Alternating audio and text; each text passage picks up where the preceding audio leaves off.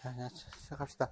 자, 그래서 여러분 6장, 오늘은 여러분들, 오늘부터 철근 콘크리트 구조에 대해서 여러분들 확인할 거예요. 그래서, 자, 오늘은 철근 콘크리트 구조가 도대체 어떤 거냐라고 하는 내용이랑 재료와 관련된 내용들, 6-1, 6-2 전까지 아마 여러분들 보게 될 것 같아요.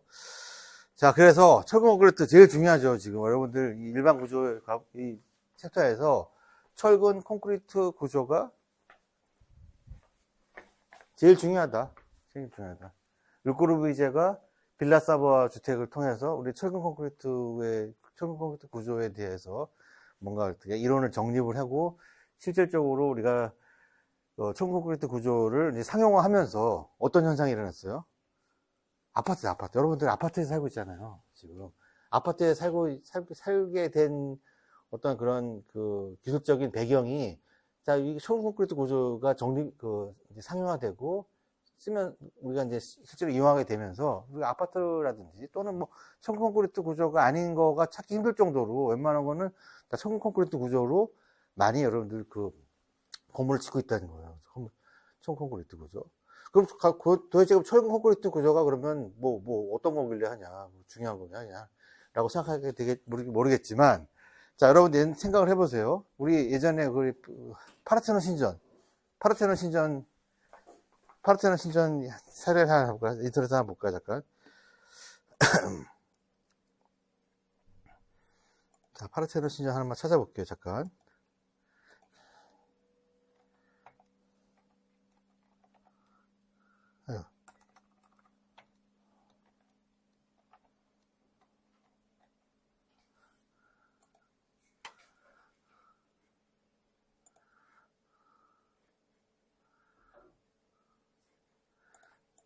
자, 파르테논 신전 같은 거 보면 어떤 특징을 가지고 있어요? 우리가 기둥은 있죠. 기둥은 있는데 기둥과 기둥 사이의 간격은 어때요?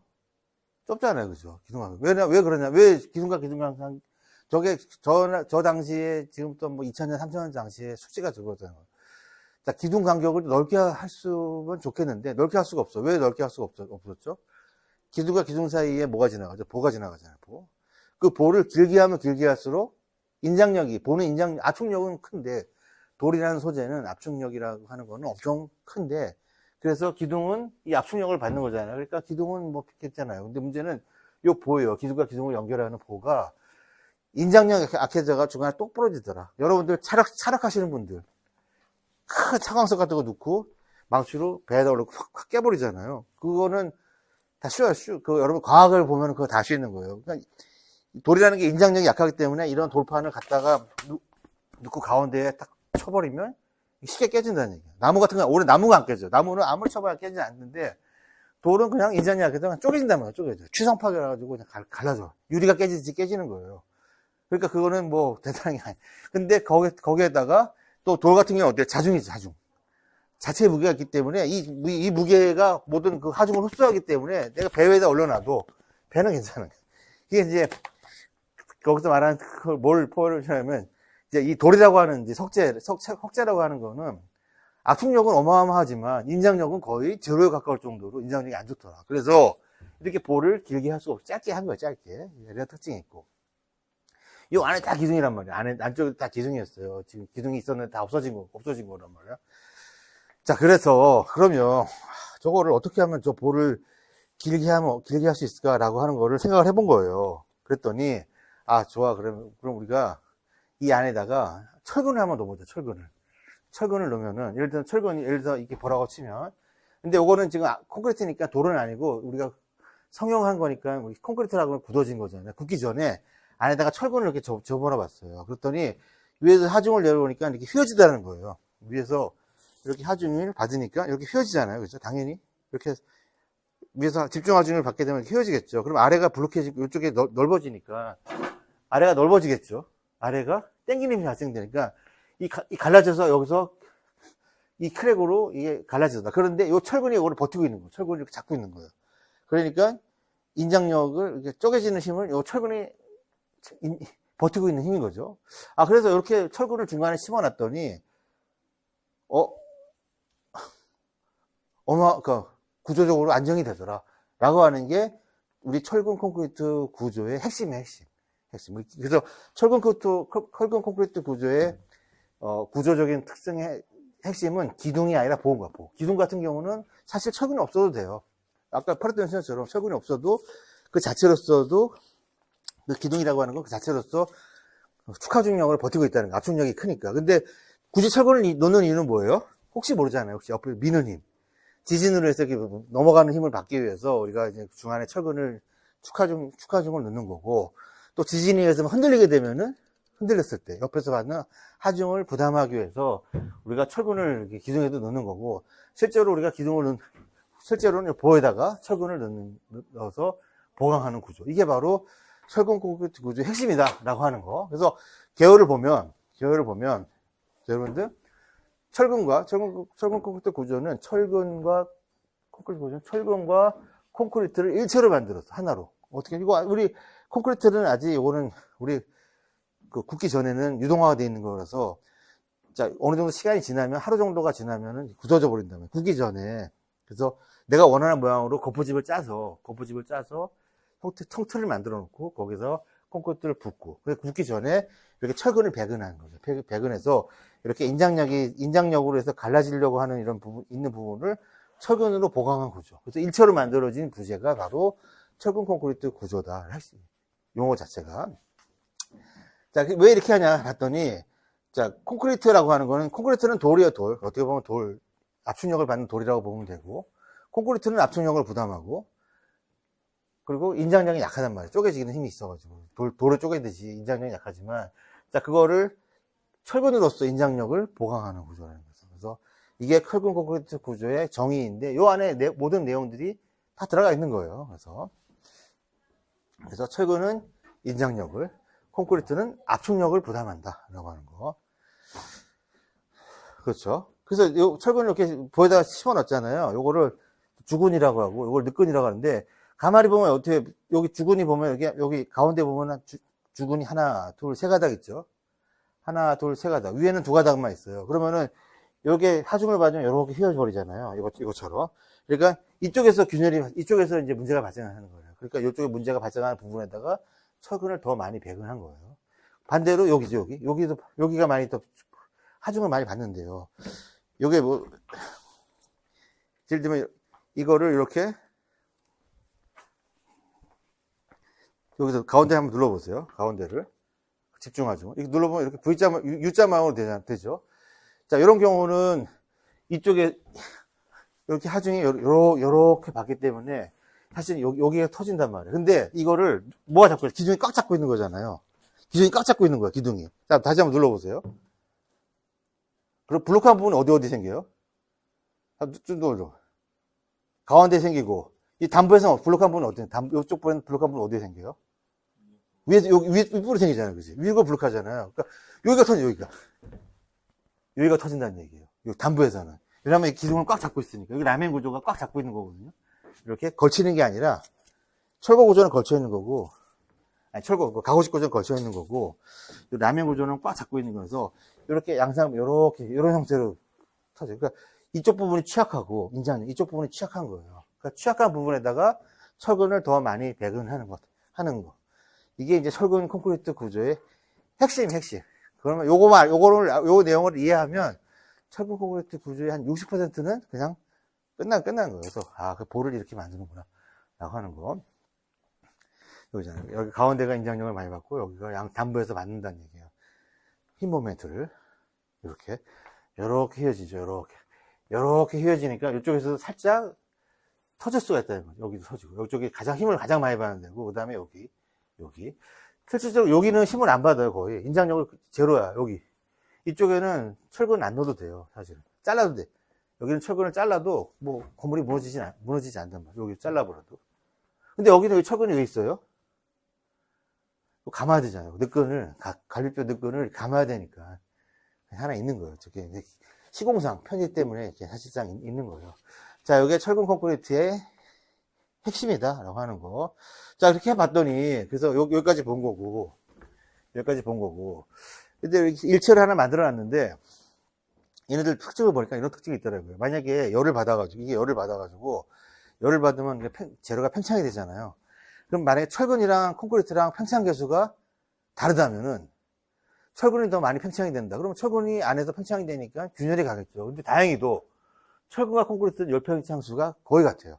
그러니까 같은 열을 받아도 똑같이 팽창하다니까 완전히 일체화가 된 거예요. 그러니까 뭐 크게 균열이 갈 확률이 없고, 또 콘크리트는 알칼리예요. 콘크리트는 알칼리 성분이에요. 알칼리. 우리 석회석이에요. 석회. 콘크리트는 석회석으로 만든 거예요. 우리 정선이라는 단양에 가면은 우리 이제 석회암 동굴 있잖아요. 그걸로 우리가 소송을 해가지고 깨가지고 가루로 만든 게 석회석, 시멘트예요. 시멘트. 알칼리 성분이다. 그럼 철은 뭐예요? 철은 우리 산성을 녹이 슬잖아요. 산소랑 접하면 녹이 쓴단 말이에요. 그러니까 알칼리 성분으로 철근을 보호하고 있는 거예요. 그러니까 철이 녹슬기가 쉽지가 않아. 철은 원래 공기랑 닿고 물이랑 닿으면 녹이 쓰겠는데, 알칼리 성분이, 이 콘크리트의 알칼리 성분이 철근을 보호하고 있는 거예요. 그런 뜻이에요. 그러니까 궁합이 잘 맞는 거죠. 그러니까 철근을 콘크리트가 그냥 물리적으로만 보호하고 있는 게 아니라 화학적으로도 보호하고 있다. 그런 내용이에요. 자, 그리고 철근이라고 하는 거는, 우리가 철근이라고, 압축철근, 예를 들면 압축철근이라고 하는 거는 이렇게, 이게 지금 철근만 있다고 칩시다. 철이라고 칩시다. 이게 철이라고 치면, 수직으로 힘을 받으면, 뭐가 블록해지긴 하지만, 뭐 이렇게 봅시다. 뭐가 예기치 않은 방향으로 갑자기 어느 정도 하중을 막 받게 되면, 예기치 않은 방향으로 엿가락처럼 확 휘어져버리는 그런 특성을 가지고 있어요. 철근이. 근데 이게 어느 정도는 예측이 되지만, 정확하게 예측이 안 돼. 그걸 바로 좌골이라고, 좌골. 철근의 좌골이라고. 철근이 인장력에서는 인장력을 좀 특화되어 있지만, 압축력을 받게 되면 이렇게 좌골이라는 형태로 예측하지 못하는 그런 방향으로 틀어져 버릴 수 있다. 근데 그거 틀어져 버리는 걸 누가 막아주고 있어요? 콘크리트가 막아주고 있는 거예요. 콘크리트가 보호를 해주고 있으니까 그것도 좌골도 예방하는 거예요. 그러니까 궁합이 잘 맞는 거예요. 또 하나는 뭐예요?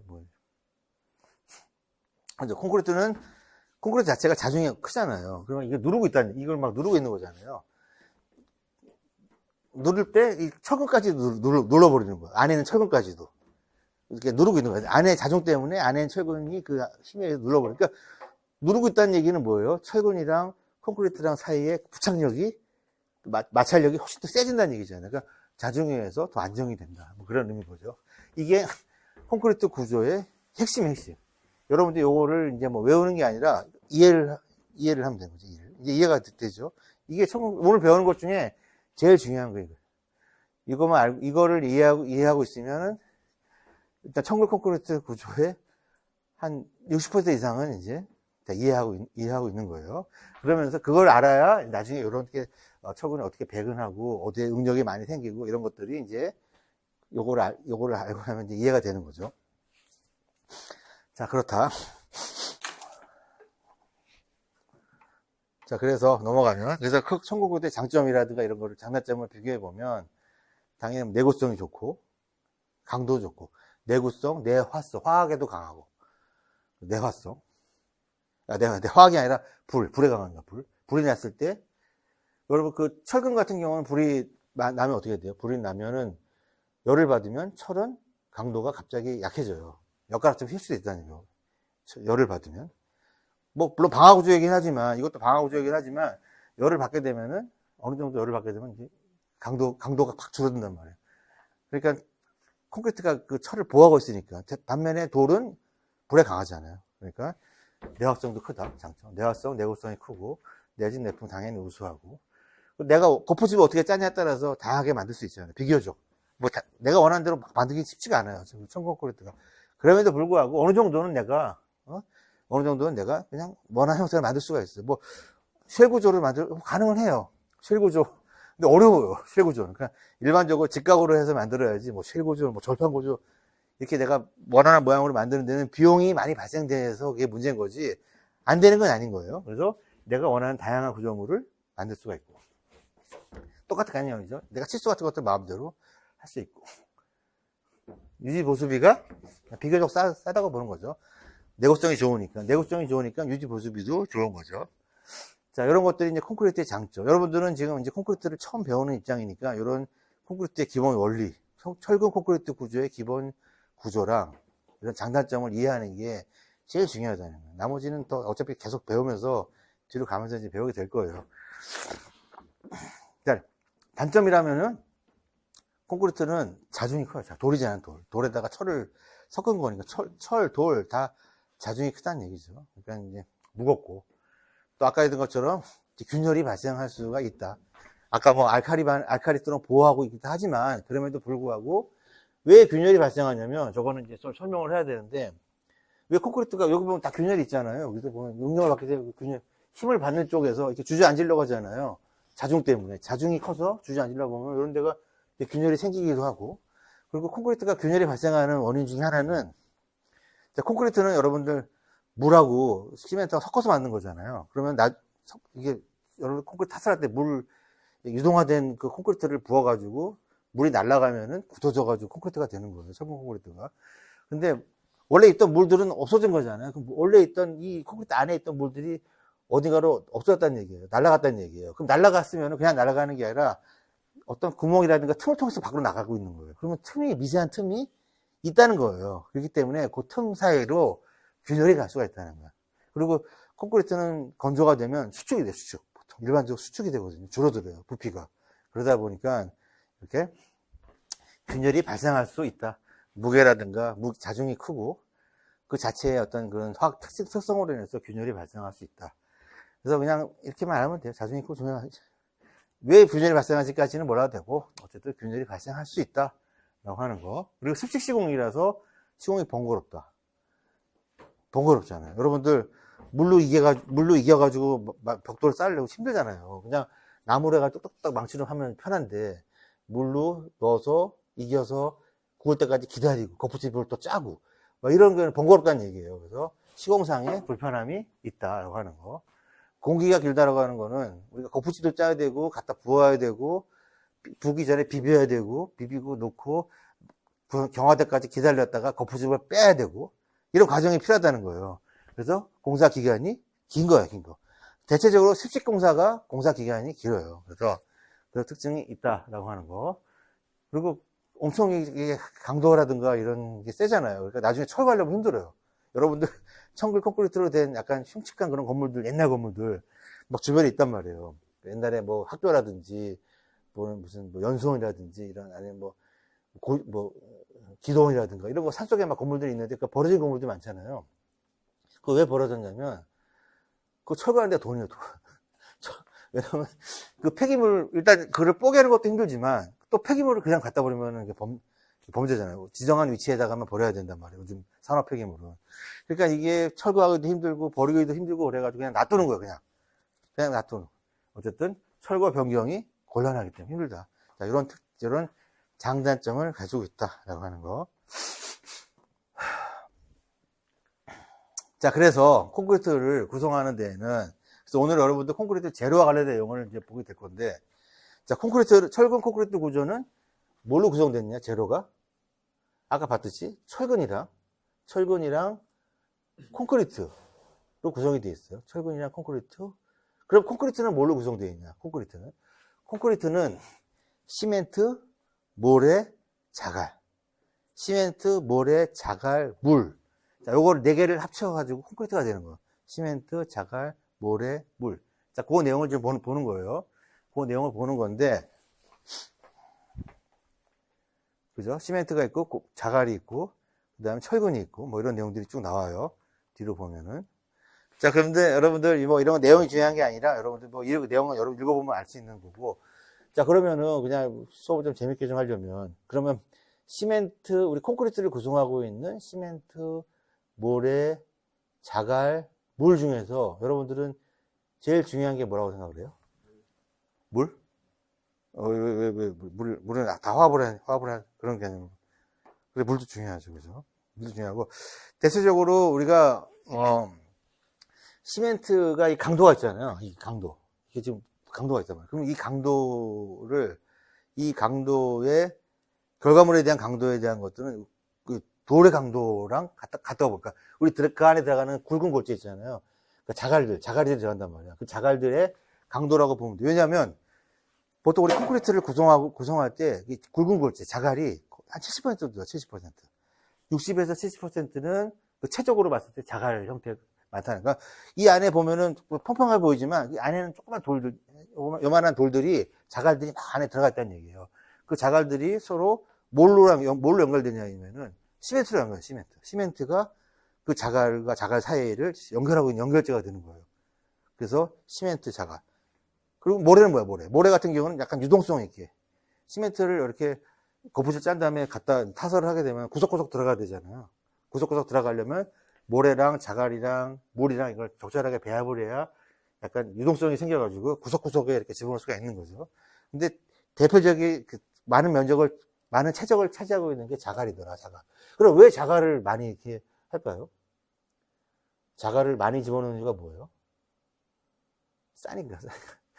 자갈이, 이게 경제적인 중요하단 말이에요. 자갈도 싸면서 강도가 있으니까, 그래서 사람들은 우리가 시멘트 레미콘 같은, 레미콘 뭐 뿐만 아니라 우리가 배합을 할 때 자갈을 많이 넣으려고 한단 말이에요. 싸게 하려고.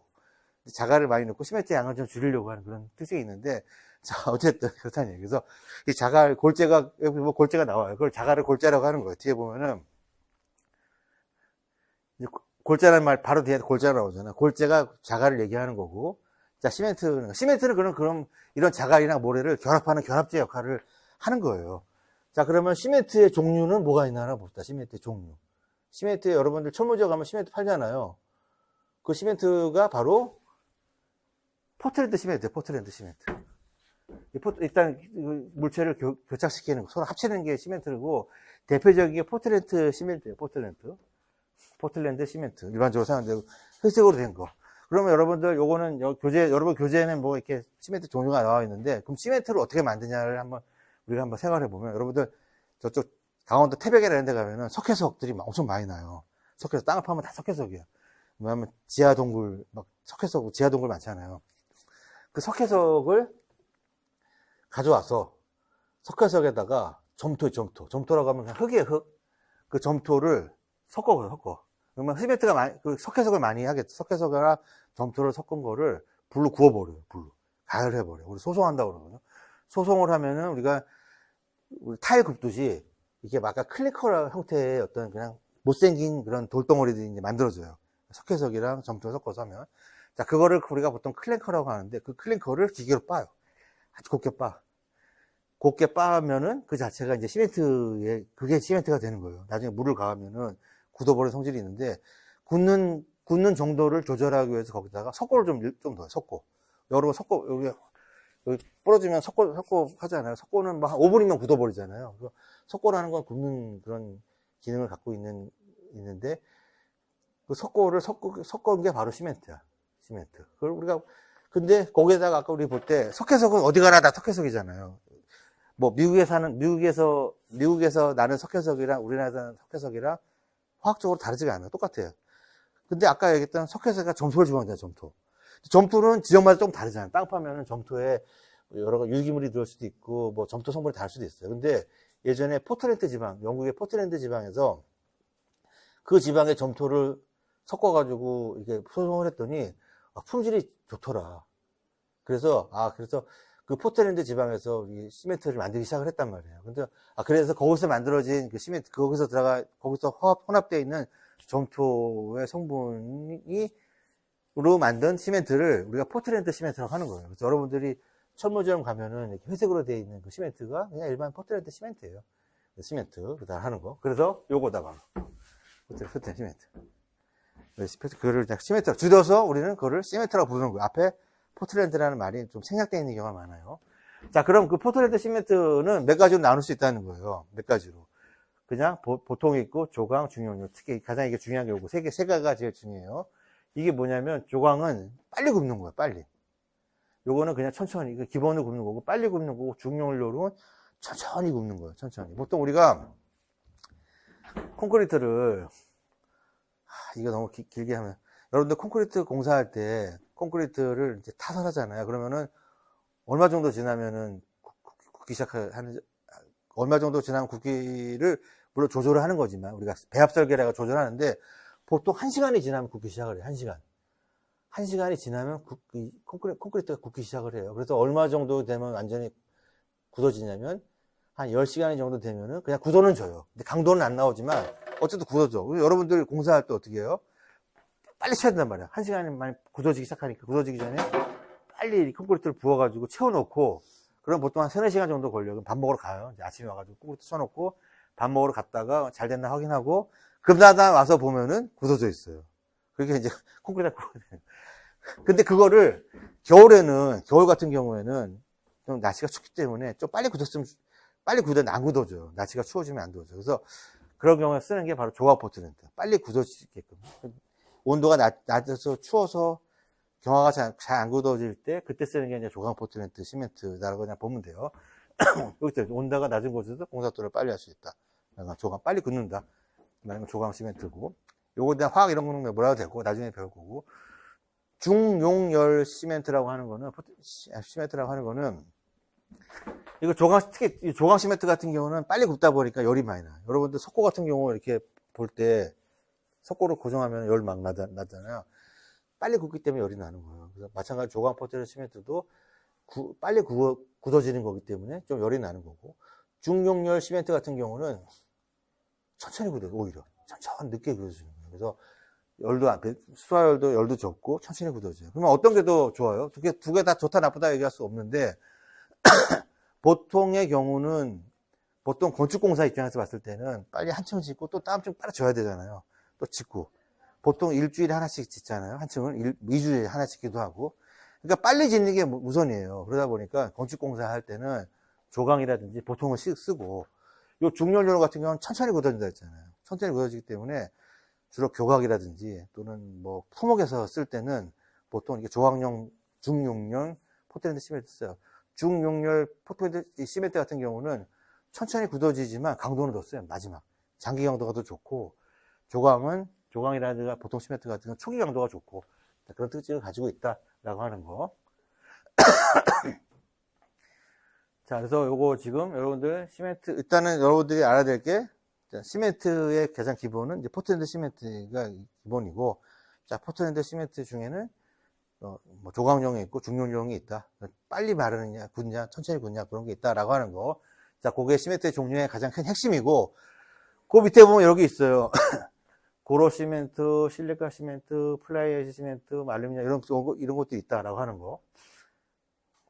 요거 참고로 고로 시멘트, 실리카, 플라이애시는 이 혼합 시멘트라고 해요. 혼합 시멘트라 가지고, 여러분들 그 로마 시대 콜로세움에서 우리가 콜로세움 벽돌로 쌓고 했을 때 우리 연결제로 몰타라고 썼잖아요. 그때 쓰는 몰타에 화산재가 들어가요.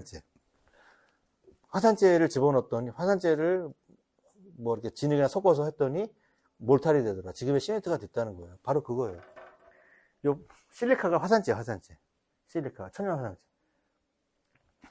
실리카가 화산재. 그럼 요거는 뭐냐면, 플라이애시 같은 경우는 우리 발전소 같은 데 가면은, 우리 화력발전소에 가면은 석탄으로 불을 떼잖아요. 그러면 석탄을 이렇게 연기가 난단 말이에요. 돌가루에 연기가 나면 그거를 모아가지고, 날라다니는 애쉬잖아요. 날라다니는 플라이애시거든요.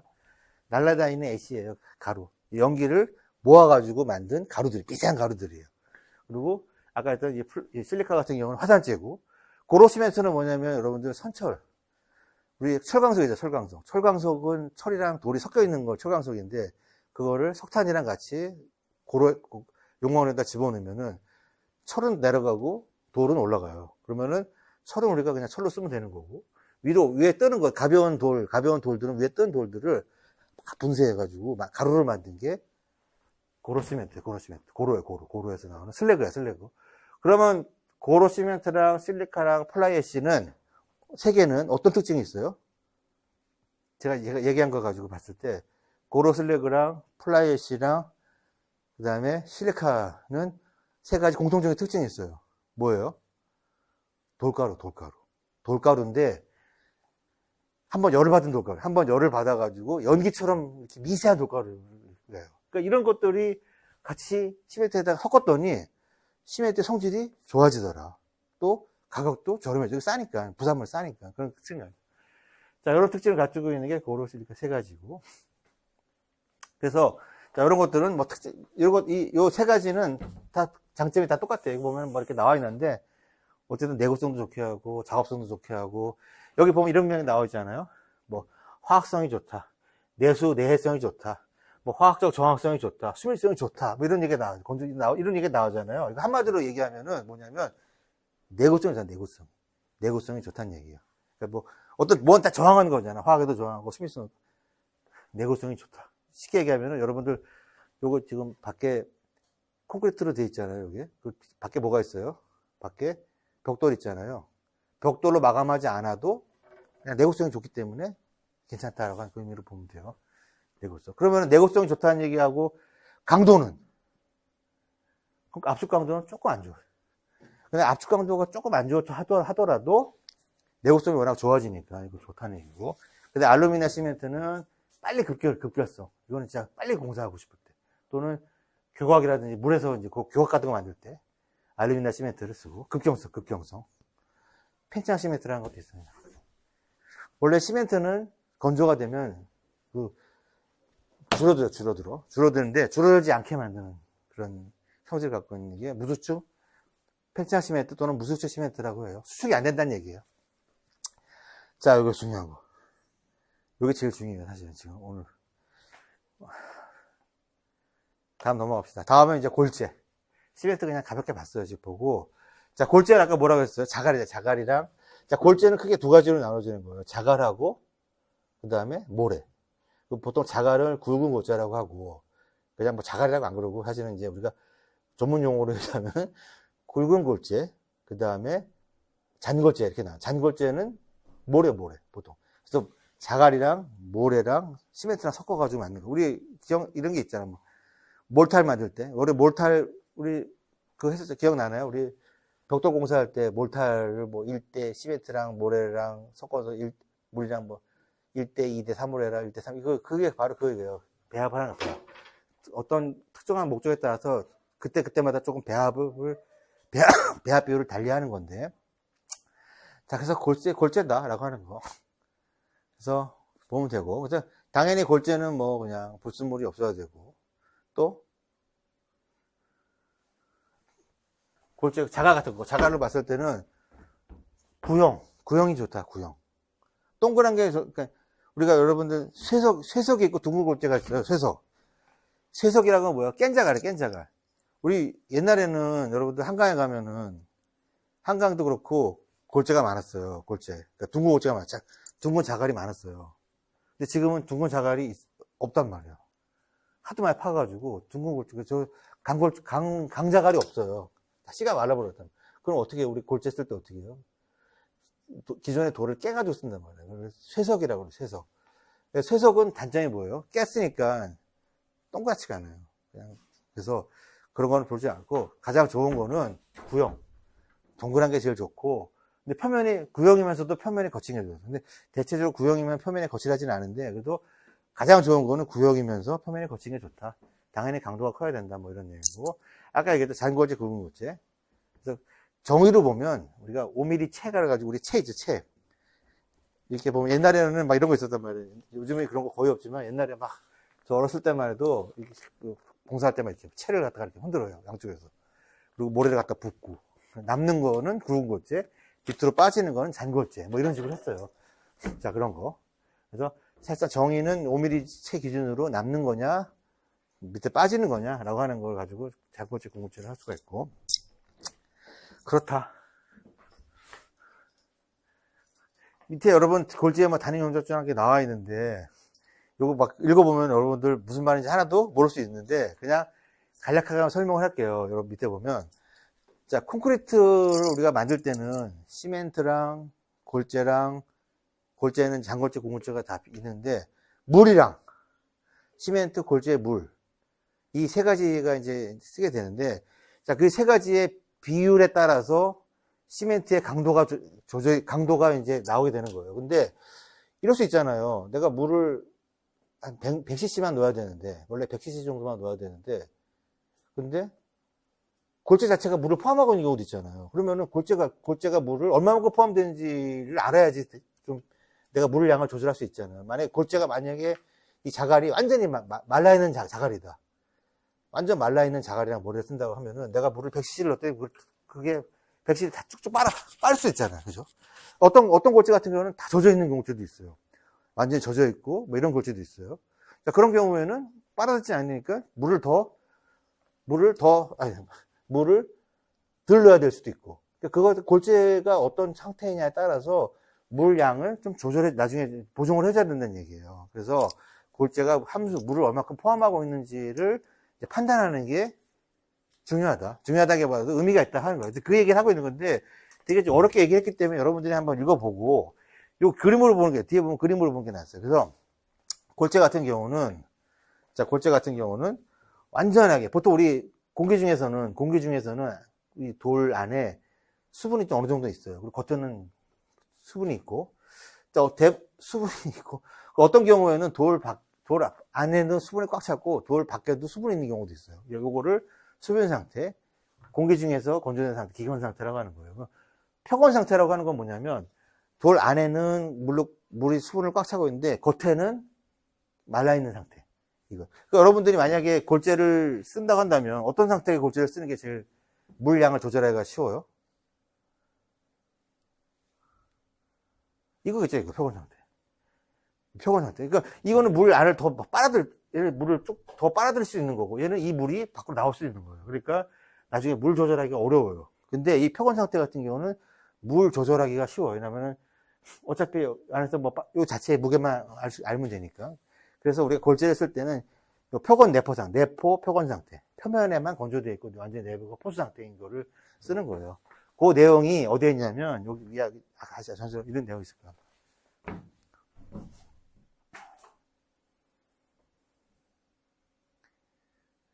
그래서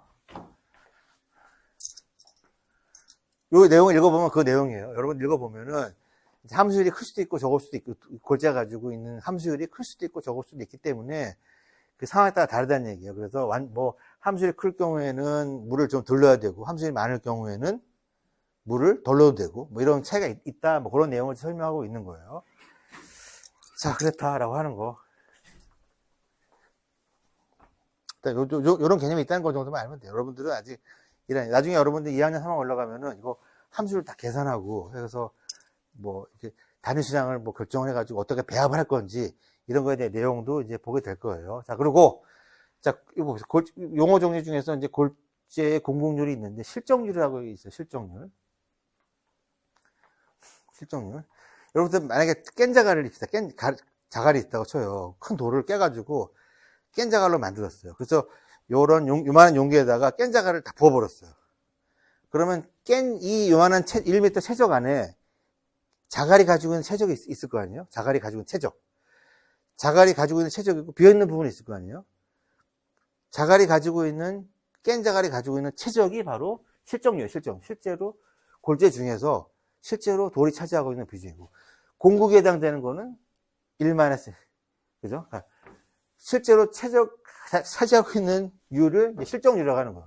그 부피 안에서 골재가 차지하고 있는 비율이 실적이고, 1- 실정률 하면은 비어있는 공국이잖아. 나머지 공국이니까.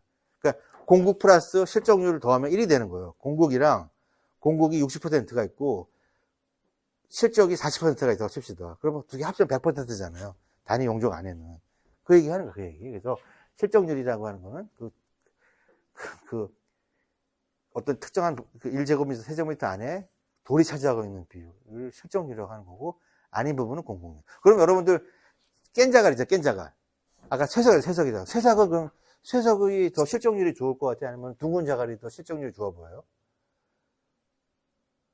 둥근 자갈은 실정률이 좋죠. 둥근 자갈은 촘촘하게 들어있잖아요.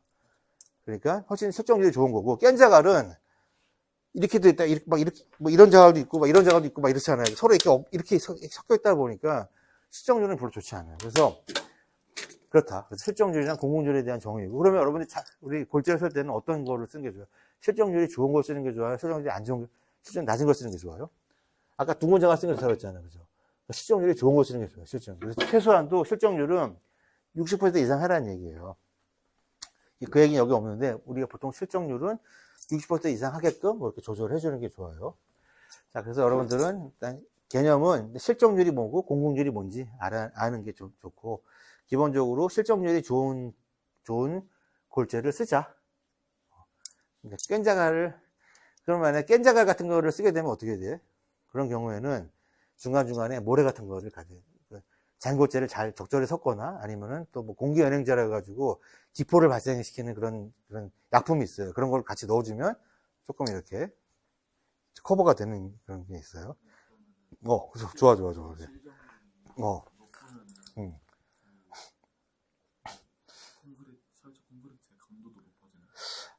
그렇죠. 강도가 높아지니까. 시정 높으면은 그만큼 우리가 이 콘크리트에서 차지하고 있는 채적 중에서 가장 많이 차지하고 있는 게 골재잖아, 골재. 아까 골재가 거의 60에서 10% 차지하고 있다. 그러니까 콘크리트의 강도를 결정하는 것은 사실상 골재의 강도가 많기 때문에, 그러면 그만큼 골재가 실정률이 좋아가지고 꽉 차 있다 한다면, 그럼 강도가 더 좋다고 보는 거죠. 골재가 강도가 보통 우리가 시멘트 강도보다는 골재 강도가 더 단단한 걸로 보고 있으니까. 실정률. 그렇지. 실정률이 큰 게 좋은 거예요. 실정률이 큰 게 좋다. 그래서 실정률이 이제 좀 안 좋을 수도 있잖아요. 깬자 같은 건 안 좋을 수 있잖아요. 그러니까 그런 것들을 보완하기 위해서는 이제 잔골재 같은 걸 좀 섞어주고 한다는 얘기예요. 근데 사실 뭐 강도보다는 어쨌든 강도는 웬만하면 나오는 거야. 사실은 우리가 이제 강도도 물론 중요하지만 실제로 우리가 뭐 깬자갈로 실정률이 안 좋다 가지고 강도가 내가 원하는 강도가 안 나오는 건 아니에요. 웬만하면 다 강도가 나오는데 보통 이렇게 실정률을 우리가 이용하는 것 중에 하나가 뭐 강도보다는 작업성 때문에 작업성. 그러니까 아무튼 그래요. 그러니까 작업성 쇠석 같은 거 쓰게 되면, 그러니까 실정률은 아니지만 쇠석 같은 거 쓰게 되면은 작업성이 별로 안 좋아요. 그러니까 이 원형으로 돼야지 구석구석 이렇게 철근 사이에 구석구석 통과해야 되는데 막 이런 길다란 게 있거나 하면은 중간 철근에 걸리기도 하고 뭐 또 관에 걸리기도 해서 그렇게 좋지는 않아요. 근데 그래요. 그래서 그렇다. 그래서 실정률을 우리가 하는 거는 그 작업성과 경제성 때문에. 그러니까 실정률이 좋다는 얘기는 골재를 많이 쓰고 있다는 얘기잖아요. 그죠? 그러면은 시멘트 양이 좀 줄일 수 있다는 얘기예요. 사실은. 그러니까 사실 작업성, 똑같은 강도가 한다고 한다면, 비슷한 강도가 나온다 한다면, 또 금액을 줄이는 게 낫잖아요. 그러면 금액을 줄이려면 골재 양을 좀 늘리는 게 좋다는 얘기예요. 근데 실정률이 이제 작게 되면은, 쇠석을 써서 실정률이 작아버리면, 그만큼 이제 비용이 많이 발생할 수 있다. 그렇게 보면 될 것 같아요. 그래서 그렇다.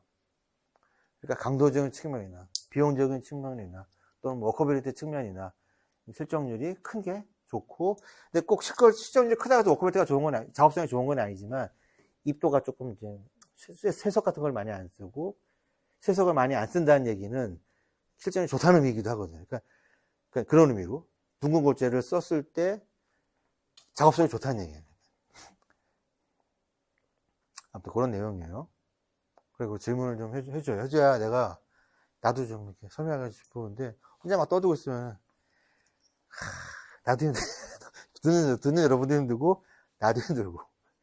자, 그렇다는 얘기예요. 그래서 지금 우리가 콘크리트를 구성하고 있는 것 중에 골재 얘기했고, 그 다음에, 우리가 지금 구골재만 이거 사실 잔골재 얘기 안 했어요. 근데 잔골재는 뭐 그냥, 하다 보면 나오면 그때 얘기하면 되고, 골재 했고, 시멘트에 대해 대략적으로 설명했죠. 그리고, 물은 설명 안 했죠. 물은 워낙에 큰 의미가 없어서, 물은 수돗물 쓰면 되거든요. 수돗물이 제일 좋아요. 만약 수돗물을 안 쓰게 되면은, 여러 가지 테스트를 해줘야 돼요. 수돗물을 쓰면 테스트 안 하고 해도 돼요. 그런 게 있고. 자, 그 다음에 철근이잖아요, 철근. 철근에 대해서 봅시다. 철근. 자, 철근은, 그렇다. 철근 여기 나온 거 보면 인장 철근이, 철근은 인장력을 이제 버티는 건데, 원형 철근이 있고, 이형 철근이 있다. 원형 철근이 있고, 라운딩 된 거. 이형 철근은 뭔가 굴곡이, 이게 이형 철근이에요. 뭔가 이게 이형 철근.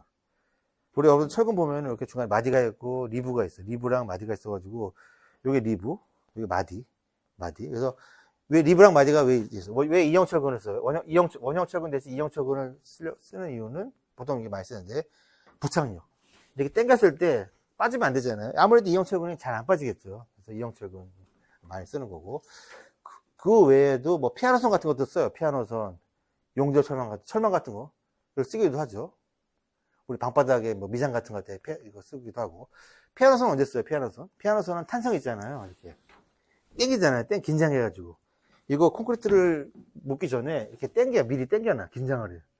당겨가지고 몇수 조은 다음에 콘크리트를 묻어버리면 이게 당겼던 힘이 오므라지면서 강도가 엄청 인장 강도가 어마어마해져. 그게 이제 프리스트레스 콘크리트라는 게 있어요. 근데 프리스트레스 콘크리트를 쓸 때는 철근 대신에 피아노선을 쓰기도 한다는 거야, 피아노선. 뒤에 이제 나와요. 그래 나오는 거 미리 좀 설명한 거고. 그 다음에 이제 원형철근 같은 경우는 이런 돌기가 없는 거죠. 원형철근 같은 경우는 돌기가 없으니까 뭐 간단한 뭐 공사를 한다든지 이런 경우는 원형철근을 쓰기도 하고. 자, 그렇다. 그래서 지름은 파이로 하고 뭐 이렇게 있다. 뒤로 지름으로 표시한다. 공칭 지름으로 표시한다는 거. 단위는 밀리미터. 그래서 철근에 대해서 그냥 대략적으로 봤고. 자, 이 철근을 우리가 구분할 때도 보면 우리가 이제 이렇게 보면 이게 철근 종류예요. 가장 많이 쓴 게 이거죠. 그래서 SD 300. 여기 300이라고 하는 건 압축 강도 얘기하는 거예요. 압축 강도. 압축 강도 아니라 항복 강도. 철근의 항복 강도라고, 항복 강도. 항복 제곱미터당 얼마의 힘을 받는지에서 가장 많이 쓰는 게. 근데 여러분 철근을 이렇게 보면 여러분들 이제 나중에 이제 만약 감리를 하게 될 수 있잖아요. 그럼 철근이 막 현장에 막 들어온단 말이에요. 그럼 현장에 들어왔을 때 요거를 다 확인해야 되잖아요. 그러면 철근 옆에 다 글씨가 써 있어요. 새겨져 있어요. 어느 나라에, 어느 회사에, 어느 압축 강도라고 SD 300이라는 게 새겨져 있어요. 그거 가지고 확인하면 되는데 옛날에는 안 새겨졌단 말이에요. 그래서 옆에 단면에 색깔로 줘요. 색깔로. 단면, 여기 옆면, 콘크리트 철근 있으면 요 옆면이죠, 옆면. 끝면에 색깔을 칠해놨단 말이에요. 그래서 요 색깔을 보면, 요 색깔을 보고 요 강도를 확인할 수가 있는 거예요. 그렇다 하는 거. 그리고 철근에도 일반이 있고 용접용. 뒤에 나오겠지만, 우리 철근 때 이음할 때 용접을 하기도 하고, 내진용은 이렇게 지진 방향. 그래서 참고로 여러분들, 인장 강도와 항복 강도가 있어요. 이거는 이제 항복 강도를 얘기하는 거예요. 우리가 인장 강도랑 항복 강도가 있는데 다 똑같은 거예요. 인장 강도, 항복 강도나 그게 그거예요. 근데 여러분들 이런 게 있어요. 안에 건물이, 이거는 뭐 내용이 중요한 게 아니라 그냥 여러분들 구조적인 내용을 중요하니까. 그래서 여러분들 항복 강도랑 인장 강도의 차이는 뭐냐면, 여러분들 이제 건물이 지진이 나면은 이제 무너질 수 있잖아요. 또는 뭐 큰 하중을, 예기치 않은 큰 하중을 받으면 건물이 뭔가 변형이 가거나 그럴 수가 있어요. 그러면은 여러분들은 조금 변형이 막 이렇게 보가 이렇게 주저앉은 건물이거나 벽이 이렇게 하나 좀 기울어졌어요. 그런 건물에 있고 싶어요? 있고 싶지 않잖아, 그지? 그 얘기는 뭐냐면 이 안에 철근이 이 외부에서 오는 하중에 항복하고 있다는 거예요. 항복. 그 항복 하중이에요. 그러니까 우리가 철근의 강도를 우리가 규정을 할 때 항복 강도가 중요하다는 거야. 항복 강도. 그러니까 주변의 하중에서 이미 항복을 한 거야. 항복이라고 하는 거는, 우리 철근이라고 하는 거는 이게 탄성력이 있어가지고 한번 변형이 되면 다시 원위치로 돌아오려고 해요. 이게 변형이 되면 탄성 때문에 원위치로 돌아오고. 근데 변형이 됐는데 원위치로 못 돌아올 수 정도의 강도가 있어요. 그게 바로 항복 강도예요. 그러니까 변형이 됐는데 원위치가 안 되고 그냥 주저앉아 버리는 거예요. 그게 이제 보통 어떤 때 일어나면은, 지진이 일어나면은 이렇게 이런 데서 보여서 항복을 하고 주저앉아 버려요. 살짝. 그게 이제 항복 강도. 그래서 우리가 중요한 거는 항복 강도가 중요해요. 왜냐면 항복 강도가 변형이 되면 어때요? 빨리 도망가야 되잖아요. 이때 도망가는 거예요. 그러니까 도망갈 수 있게끔 시간차를 벌어주는 거예요. 그러다가 완전히 무너져요. 완전히 끊어지는 순간. 철근이 완전히 끊어지는 순간. 그러니까 넋같처럼 휘어지다가 탄성력을 잃었지만 어쨌든 버티고 있는 거예요. 조금씩은. 그러다가 완전히 끊어지는 순간이 인장 강도. 변형, 완전히.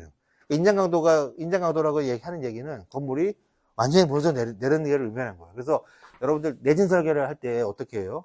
지진을 이길 수 있어요, 없어요? 지진 못 이긴단 말이야. 지진을 어떻게 이겨요? 면진을 해야지. 내진은 안 돼요.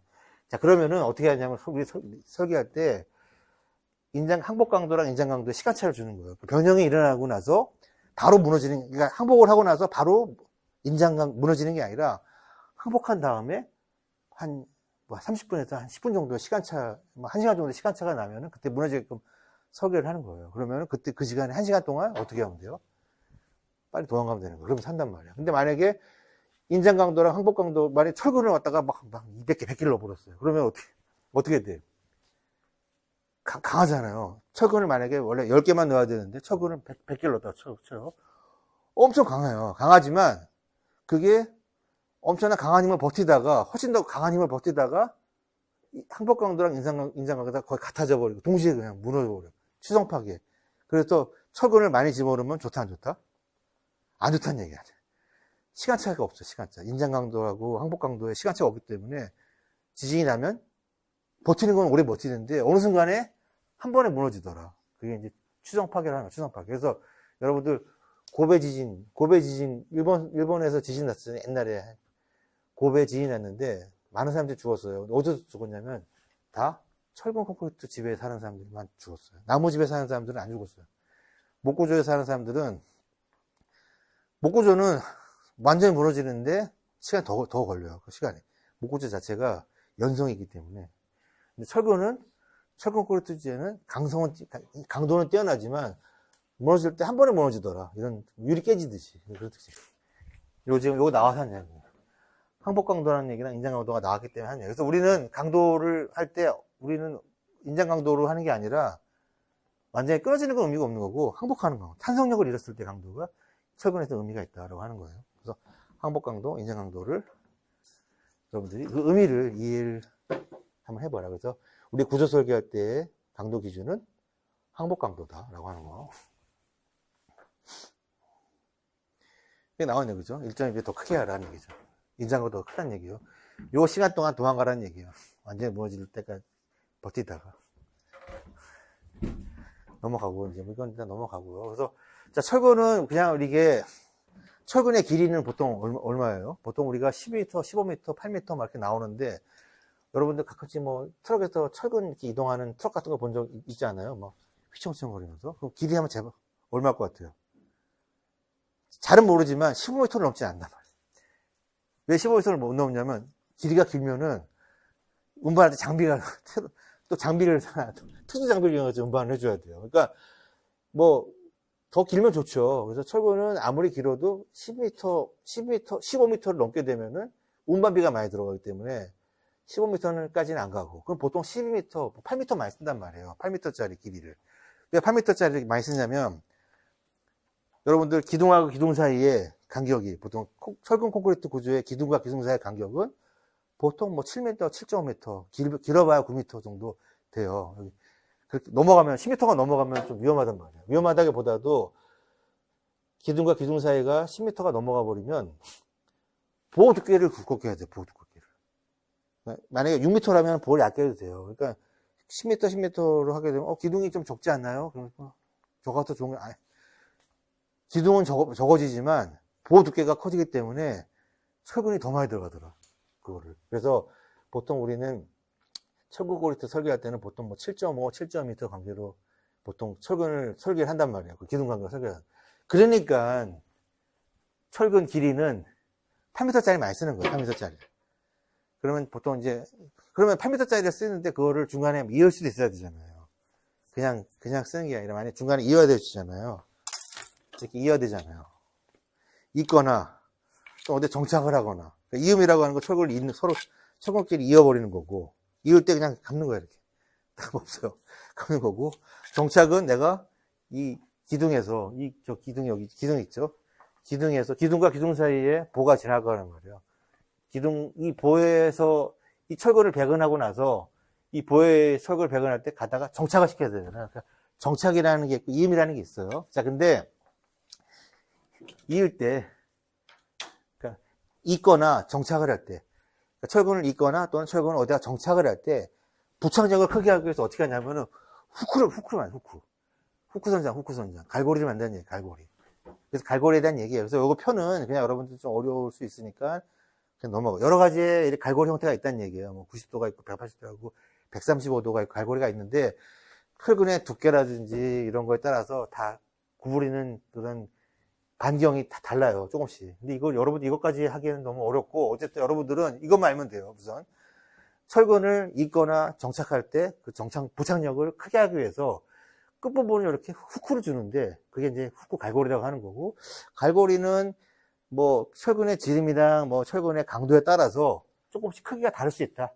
라고 하는 거 정도만 알면 될 것 같아요. 그래서 그거는 여러분들이 이제 시방서에나 보면 그게 자세히 나와 있으니까 이제 그런 내용들을 여러분들은 그게 있다는 걸 알고 있는, 있다는 걸 모르면은 그냥 평생 모르는 거고, 그 있다는 걸 알면은 나중에 찾아봐서 그 내용을 정확하게 알 수가 있는 거죠.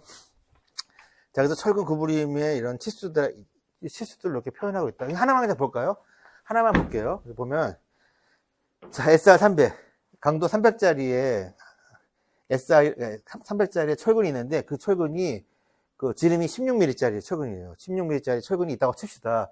자, 그거를 구부림으로 할 거예요. 후크를 구부릴 건데, 어떻게 구부릴 거냐면, 180, 130, 90도 구부리는 게 여러 가지 구부리는 방법이 있어요. 보통은 이렇게, 뭐, 기둥 같은 거 이렇게 하면 되지만, 이렇게 이을 때는 이렇게, 연결해서 이을 때는 보통 180도로 이어요. 180도 할 때 요 D 길이는, 안에 D 길이는 어떻게, 요 안에 D 길이, 구부림의 지름은, 요 철근 두께의 3배.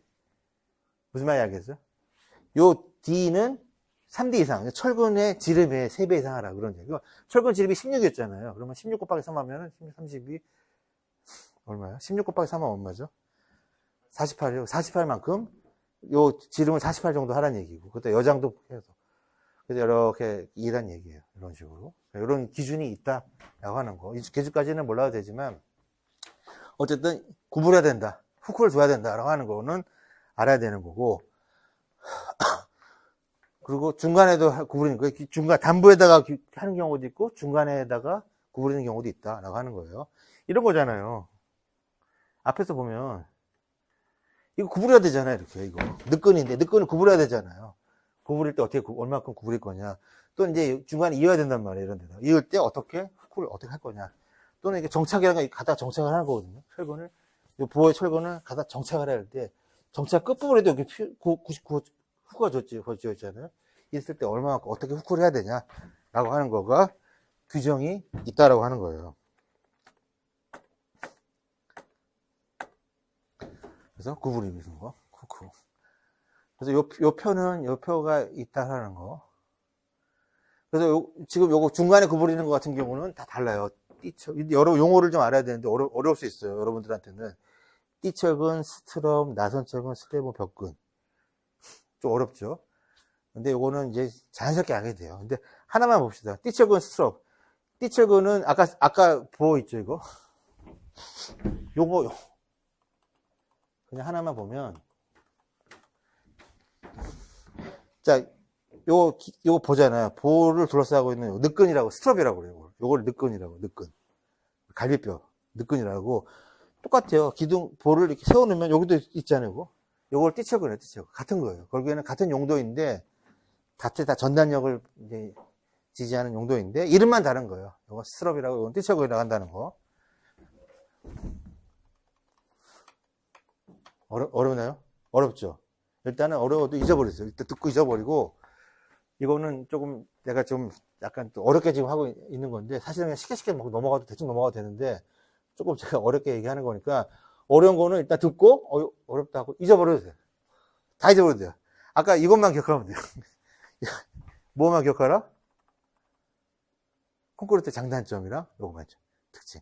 이거는 오늘 여러분 가지고 가야 돼. 근데 이거는 뒤에 나와 있는 스트럽이 뭐고, 이거 스트럽이 뭐고, 띠척을 이거는 사실 듣고 잊어버리고 나중에 봤을 때, 예전에 저거 어디 본 것 같은데, 그 정도까지만 해도 여러분들은 충분하다는 거.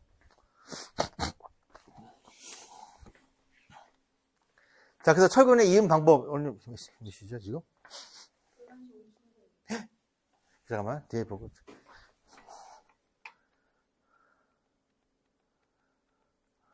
빨리 할게요, 저. 12시 10분까지, 12시, 12시 반. 그죠. 자, 천천히. 자, 그래서 철근의 이음 봅시다, 그래서. 그냥, 좀 너무 자세히 하려면 천천히 좀 해야겠어요. 천천히 하고 해도 대충 해야겠어요, 또 지금. 자, 보면 철근을 그럼 잇는 거잖아요. 잇는 방법이에요. 어떻게 잇을 거냐 하는 거. 아까 했던 것처럼 철근은 8m짜리 보통 많이 나오는데, 8m끼리 서로 이어서 써야 되잖아요. 이을 때 하는 방법. 가장 많이 하는 게 겹친 이유. 그냥 철근을 그냥 같이 겹친 거예요. 근데 겹쳤을 때, 이렇게 그냥, 요거 후크라고 하죠, 후크. 후크를 줘도 되고 안 줘도 돼요. 근데 보통 후크를 주면 훨씬 좋겠죠. 그래서 겹친 이음 할 때 후크를 줘서 하는 게 좋다라고 하는 거. 이렇게 서로 겹쳐놓고 철사를 이어온 거야. 이게 겹친 이음이고.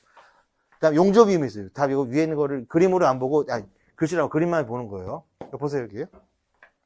그래서 이거 용접 이음. 요거는 이제 여러분들, 이제 아크 용접이라고. 용접봉을 집어넣어가지고, 요 사이, 요 두 개의 부재 사이에다가, 용접봉으로 아크릴 열을 줘가지고, 녹여가지고, 있는 방법이에요. 여기 아크 용접. 근데, 철근에는 보통 아크 용접 많이 안 써요. 왜냐면 이거 아크 용접하는 거는, 여러분들 용접 안 해봤죠? 용접을 이제 뭐 미대 애들이 이제, 미대에 사시는 분들이 뭐, 금속공예 같은 거 할 때, 보통 아크 용접 많이 하는데, 복잡하단 말이에요. 시간도 많이 걸리고. 그래서 안 하고, 주로 많이 하는 용접 중에 하나가 이제 가스 용접, 가스 압접이라는 게 있어요. 가스 압접. 여러분들 그 산소 용접기 본 적 있나요, 혹시? 산소 용접기, 산소통이랑 해가지고 이렇게 불고 쥐 해가지고 하는 그 산소 용접기 있는데, 그거예요. 그걸로 이렇게 철근과 철근 사이에 이렇게 붙여요. 이렇게. 눌러. 압점이다, 압점. 눌러. 특정한 어떤 그런 압력으로 이렇게 양쪽에서 누른 다음에 여기를 녹여요. 산소 녹여. 그러면 녹으면서 부풀어 오르겠죠. 누르니까 부풀어 오르잖아요. 어느 정도 부풀어 올랐을 때, 어느 정도 부풀어 오르면 이게 붙었다고 생각하는 거예요. 그러니까 사실 붙었는지 안 붙었는지는 알 수가 없어요. 철이 완전히 녹아가지고 용융돼가지고 붙어야지 붙는 건데, 에이, 뭐래야 모르겠다. 이 정도 부풀어 올랐으니까 붙었다고 보자. 라고 하고 딱 끝내버리는 게 이제 가스 압점이라고 하는 거예요. 가스 압점. 가장 많이 쓰는 게 요거잖아요. 요거 두 개. 겹치임이랑 가스 압점을 가장 많이 쓰고, 그 다음에 쓰는 게 뭐냐면 이제 슬리브라 해가지고 이렇게 슬리브라고 하는 이렇게 누르는 장비를 이렇게 두 개 연결해가지고 딱 눌러가지고 두 개 연결. 여기 보면 여기 리브가 있고 아까 마디랑 리브가 있었잖아요. 그게 이제 그거에 마찰력을 이용해가지고 딱 눌러가지고 슬리브라고 하는 거를 압착 눌러가지고 이제 연결시키는 방법이 있고. 근데 요 안에다가 그냥 누르기 좀 뭐하니까 요 안에다가 몰타를 집어넣고 돼요. 몰타를 안에다 집어넣고 누르면은 몰타를 구워지면서 훨씬 더 잘 구워지고. 이게 슬리브 충전 시 슬리브 압착식이라는 게 있고, 또는 뭐 요 안에다가 화약을 넣게요. 화약을 넣어가지고 화약을 태워버려요. 그러면 그 안에 전체적으로 녹아가지고 부서지는 방법도 있어요. 근데 그거는 건축에서는 많이 안 쓰고 토목에서 뭐 큰 댐 공사라든가 할 때는 철근이 어때요? 철근이 막 이만하단 말이에요. 건축공사 할 때는 철근이 뭐 16mm, 20mm 이렇게 쓰지만 댐 공사 할 때 철근은 뭐 엄청나게 굵은. 근데 이런 것들은 그냥 화약을 녹여 하는 방법도 있다. 라고 하는 거예요. 또는 이렇게 커플러를 해가지고 나사로 체결해가지고 하는 방법이 있다. 글을 보니까 좀 낫죠. 글씨를 보니까 너무 어려워요. 이렇게 철근을 잇는다. 그럼 철근을 왜 잇는다? 이으는 방법. 철근은 우리가 이음이라는 게 있고, 이음은 철근이 이제 8m짜리씩 잘라서 나오니까, 그게 철근이라고 인장력이라고 하는 거를 우리가 부담하는 그런 부재인데, 중간에 만약에 잊지 않고 쓰면은 인장력이 끊어지잖아요. 손실이 발생되니까 인장력을 유지하기 위해서 이어버리는 건데요. 근데 여기서 나머지는 인장력이 다 유지가 되는데, 이게 근데 인장력이 근데 유지가 될까요? 된단 말이에요, 이것도. 왜 되냐면, 아까 얘기했던 콘크리트 자체가 무게가 있기 때문에 콘크리트가 누르고 있다는 얘기예요. 누르고 있다는 얘기는 우리가 겹친 이음을 하더라도 충분하게 우리가 인장력이 발휘가 된다라고 보는 거예요. 다 됐고, 이제 그림으로 봤으니까 됐고. 그래서 철근 이렇게 이음할 때 주의사항이에요. 아, 이거 보기만 해도 졸립죠? 주의사항. 글씨가 너무 많아가지고. 그래서 철근 이음할 때 여러분들이 뭘 봐야 되냐면, 우리가 구조설계 기준이라고 하는 게 있어요.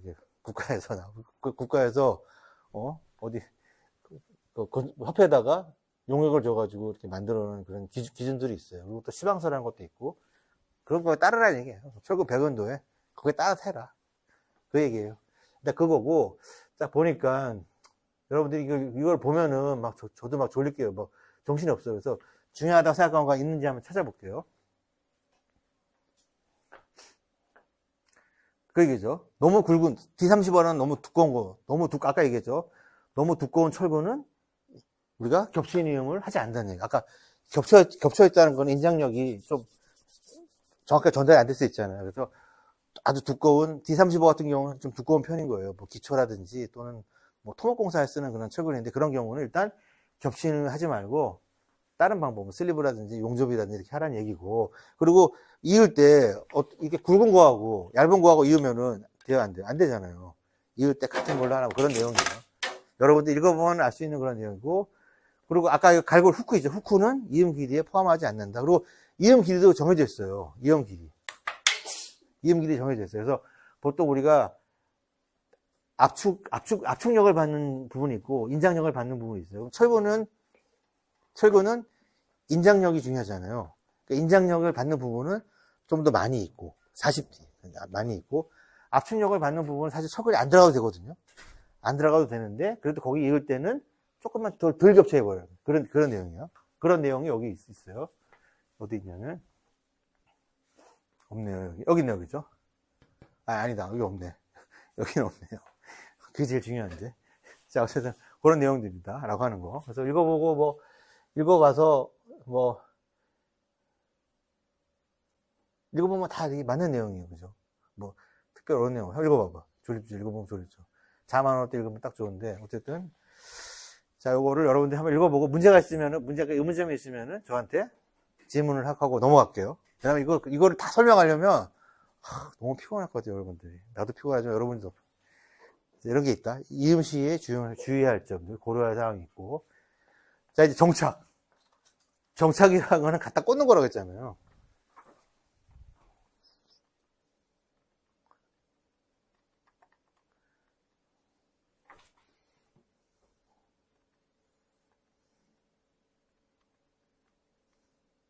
정착이고, 배경 간격이 있네요. 한 달까지 합시다. 일단. 자, 정착이라고 하는 거는, 자, 이런 거예요. 정착이라는 게 뭔가를 먼저 아는 게 중요해요. 정착이라고 하는 거는. 자, 우리가 정착이라고 하는 거는, 예를 들면은, 이거 어디 갔죠?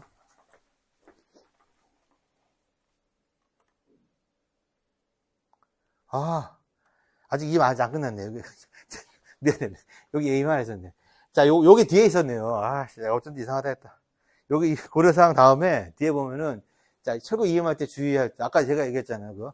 압축 이음을 하는 데는 조금 압축력을 받으니까, 압축력을 좀 안 받아도 좀 중요하지 않으니까 좀 덜 있고, 인장력을 받는 부분 좀 길게 하라고 했잖아요. 그거죠, 바로. 이거죠, 바로. 이음 길이. 압축력을 받는 인장근은 40D, 압축적은 20D. 그리고, 우리 기둥에서, 자, 기둥이 만약에 축방형을 받아가지고 기둥이 만약에 무너지면은, 어디서 무너지냐면, 여기서 무너져요. 왜 여기서 무너져요? 모르겠어. 아무튼 여기서 실험치. 왜냐면 이렇게 옆에서 미는 힘 모멘트도가 이쪽에서 힘 모멘트를 많이 받기 때문에 옆에서 밀어버리면, 옆에서 미는 힘이 발생하면, 힘 모멘트를 많이 받는, 이 부분을 많이 받아. 가장 힘 모멘트를 제일 덜 받는, 회전력을 제일 덜 받아요. 여기가 제일, 4분의 1 지점이 제일 덜 받아요. 이 지점이 제일 덜 받아요. 아랫부분 오히려 많이 받고. 그래서, 철근을 이을 때는 힘을 많이 받는 데서 이어야 돼요? 힘을 덜 받는 데서 이어야 돼요?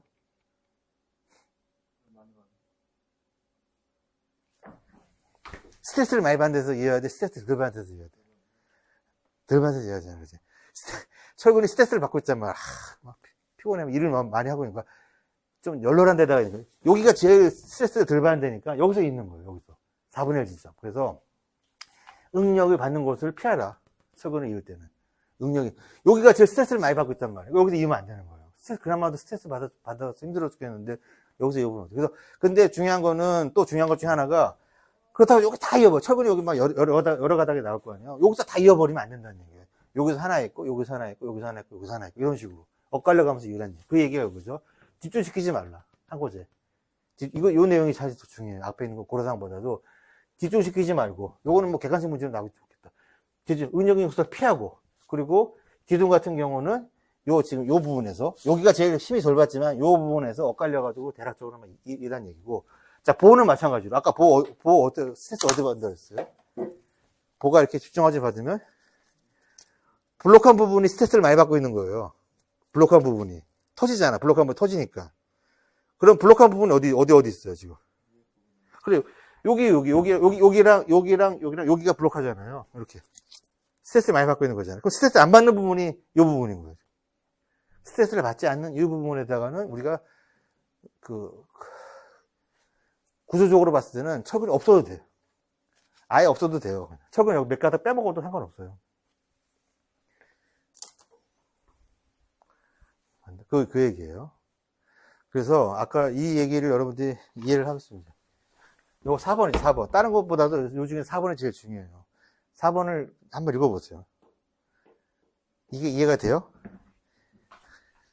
저게 읽어보고 저 3의 4번은 이해가 되면 졸업해도 돼요, 사실. 수업 안 들어도 돼요, 지금. 저 3번 이해가 돼요? 빨리 이해가 된다고 얘기를 해줘야 돼요, 여러분들은. 이해가 돼요, 지금? 안 되면 설명해 줄게요. 이해가 돼요? 잘 하셔보죠. 요거 이해하면은, 이제, 쇼콘크리트 구조의 한 80%는 이제 이해하고, 더 많이 배운 사람도 몰라요. 모르는 사람 많아요. 그러면서. 자, 이게 보라고 칠시다. 저 그냥 요거 설명을. 이렇게 덜렁덜렁 맨날 한번 눌러보세요. 가운데 집중하시면 해보세요. 아래 블록한 부분에 스트레스 받고 있는 거죠. 여기가 스트레스 받는 거고, 우리가 보통 강접합이에요. 이게 아니라 강접합. 기둥이 잡고 있다는 얘기. 눌러보세요. 블록한 부분이 아까 요 부분 생기고, 요 윗부분, 요 아랫부분 있잖아요. 그러면은 우리가 이거를 누르고 이렇게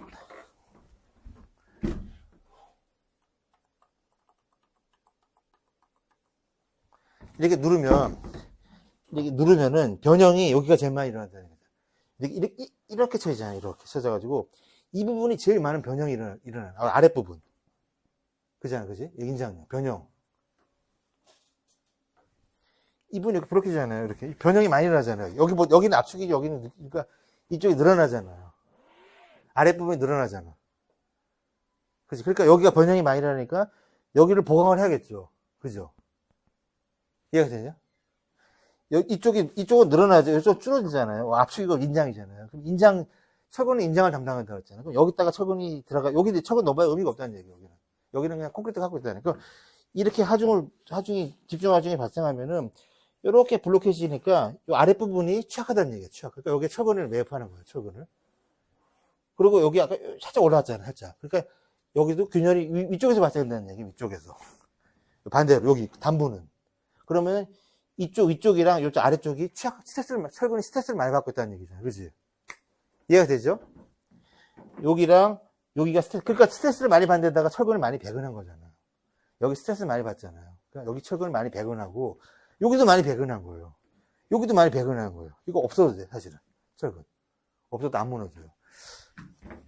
자, 철근이 스트레스를 거기서 받고 있다는 얘기인데,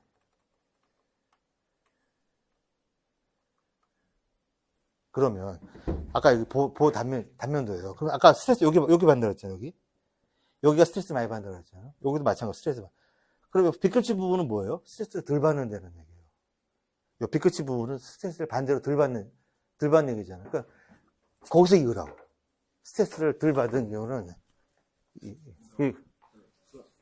이용하는 쪽이 불안정하니까 그 스트레스 받는 쪽에 나가면 안 된다. 그지. 만약에 거기서 이으려면은 뭐 용접이음 하면 괜찮겠지만 일체적으로. 근데 그냥 겹친 할 때는 이런 데는 스트레스 많이 받는 데는 이으면 안 되잖아요. 그래서 보에서는 중앙부에서는 하부군, 중앙부에서는 하부군, 단부에서는 상부군. 여기는 스트레스 많이 받기 때문에 거기 이음하지 말라는 얘기예요. 그러니까 요거는 그림은 이음 이치를 얘기하는 거예요. 이음 이치. 여기서 있고 이 신부 부분에서 보의 중앙에서는 하부, 보의 단부에서는 상부, 보의 중앙에서는 하부군, 보의 단부에서는 상부군에서는 철근이 인장력에 대한 일을 많이 하고 있으니까 굳이 거기 일을 많이 하고 있는데 거기다가 이으면 안 좋잖아요. 그래서 요거를 4번을 이해하면 돼요. 그러면 내가 오늘 수업은 철근 콘크리트의 구조의 핵심이거든요. 핵심.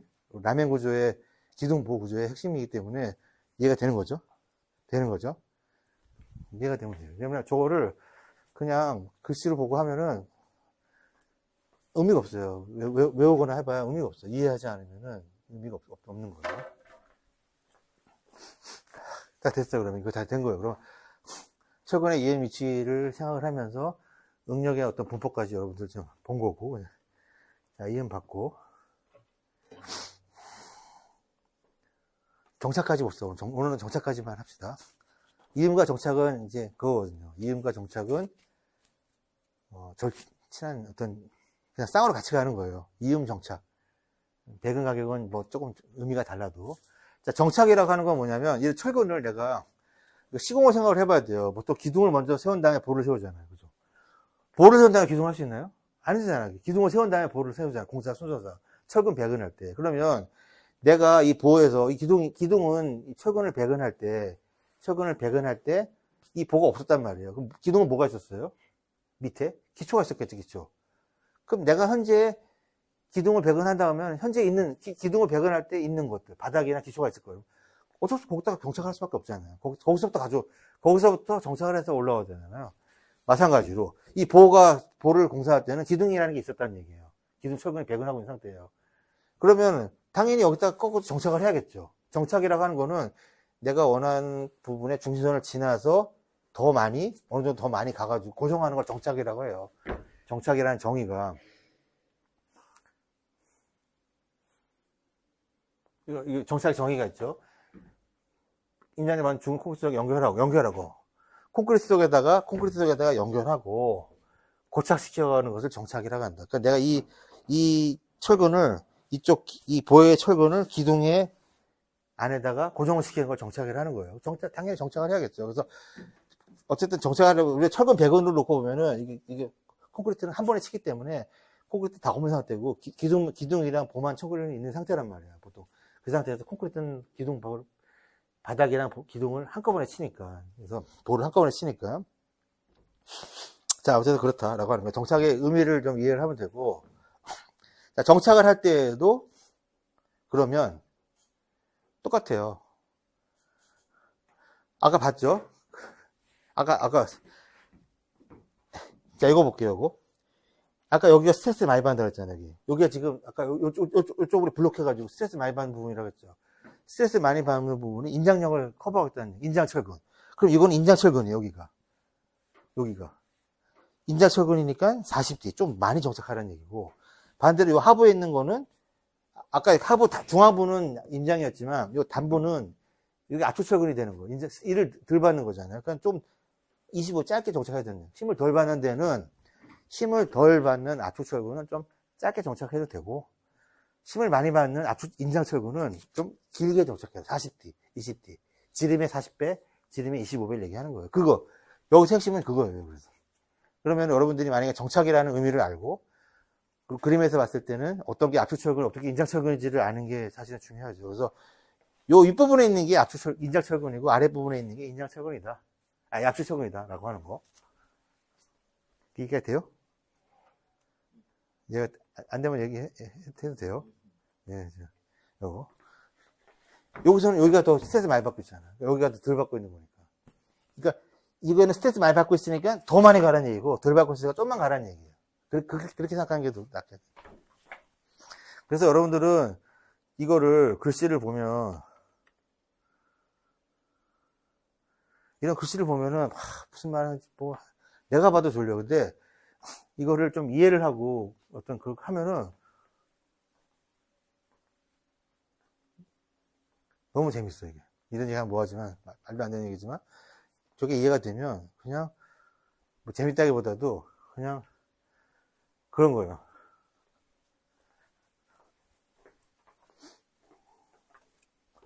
자, 그래서 얘기 안 한 게 뭐가 있나 볼까요? 그래서, 정착의 정의, 그리고 정착을 할 때, 이제, 정착은 이제 여러 가지가 다 정착을 해요. 보만 정착하는 게 아니라, 대표적인 게 지금 보에다가 기둥만 정착하는 것만 보여줬는데, 이 정착하는 이 방법은 부재마다 다, 보는 슬랍은 어디에 정착하고 다 정착하는 방법이 있는데, 여러분 그것까지는 몰라도 되고, 정착의 의미랑, 정착을 할 때, 좀 스트레스를 많이 받는 철근은 좀 많이 정착을 하고, 스트레스를 덜 받는 철근은 좀 덜 정착해라. 그것만 알아도, 그거까지만 알면 돼요, 거기까지만. 길이까지 몰라도 되고, 스트레스 많이 받으면 또 많이 정착하라. 그런 거 정도만 파악을 하면 된다. 그리고 후크 같은 경우는, 두는 게 좋겠죠. 그죠? 후크를 안 두는 경우도 있지만, 후크를 이렇게 정착할 때는 둬야 또 부착력이 더 잘 정착이 될 거 아니야. 그래서 끝부분을 갈고리를 줘가지고 후크를 하는데, 후크는 정착길에 포함되지 않는다. 이 정도까지만 알고. 그리고 하나 더 정착을 할게. 요 기둥의 중심선을 지나서 정착해라. 지나서 정착해라. 이렇게 해서, 이렇게 정착하면 의미가 없잖아. 지나서 정착을 해야죠. 여러분 나중에 이제 3학년, 2학년 2학기에 가면은 아마 적산 배울 거예요, 적산. 적산 배울 때 철근 양 산출하는 건 막 나와요. 그랬을 때 상보철근, 하교철근 막 다 나온단 말이에요. 그때 40D냐, 20D냐, 25D냐 따라서 철근의 길이 계산해서 거기다가 중량 곱해가 무게 구상 뭐 이런 거 할 거란 말이에요. 그때 요거 40D, 25D 이런 거가 이제 의미가 있는 거예요. 요거 하나만 더 설명할까요? 어차피 하는 거. 요거 지금 여러분들 보호이잖아, 보호. 요거 최상층에 있고 일반층에 있잖아요. 자, 요 보호이죠, 보호. 얘 중간에 이거 보여요, 보고. 이거 최상층이에요. 얘는 보가 뭐예요? 여기까지가 보고예요. 요만큼, 여기까지가 보야. 이게 보여요. 그죠? 그러니까 여기서부터 하는 거고. 이게 보니까. 이게 요만큼이 보니까 여기서부터 40D를 정착하는 얘기고, 얘는 최상층은 보가, 여기까지가 본 거예요, 여기까지. 여기까지가 다 본 거예요. 보라고 보는 거예요. 그래서 여기서부터 40D를 내리는 거예요. 그러니까 최상층이랑 중간층이랑 약간 정착하는 길이가 조금 다르다는 거예요.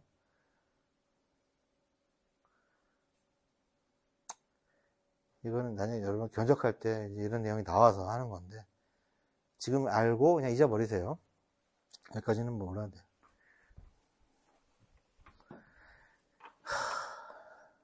됐다. 정착에 대한 얘기 끝났고, 그러면 오늘 수업은 여기까지 하고, 뒤에 보면 혼화제로 물 이거 별거 없고요. 피복이랑 철근 배견은 같이 가야 되거든요. 그러니까 두 개 같이 설명하기가 시간이 많이 걸릴 수 있으니까 일단 여기까지만 정리하겠습니다. 질문 있나요, 질문?